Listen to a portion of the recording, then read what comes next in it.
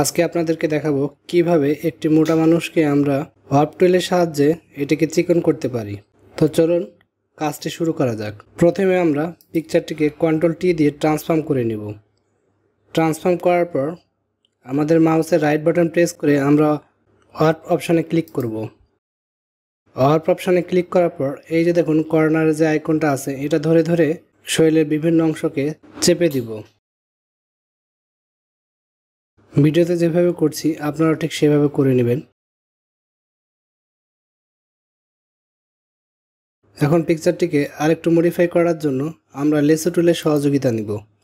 Lasso tool select করে আমাদের যে অংশটুকু মোটা ওই অংশটুকু একটু সিলেক্ট করে নিব। সিলেক্ট করার পর আমরা Ctrl+T বাটনটি প্রেস করব। মাউসের রাইট বাটন ক্লিক করে ওয়ার্প অপশানে ক্লিক করব। এখন দেখুন এই অংশ এইভাবে চেপে চেপে আমি একটু ভিতরে ঢুকিয়ে দিচ্ছি।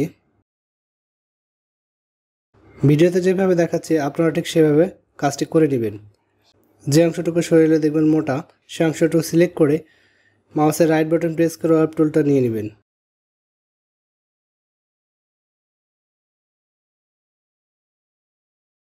এভাবে আস্তে আস্তে শরীরের যে মোটা অংশটুকু আছে আপনারা সিলেক্ট করে করে ওয়ার্প টুলের সাহায্যে চিকন করে নেবেন।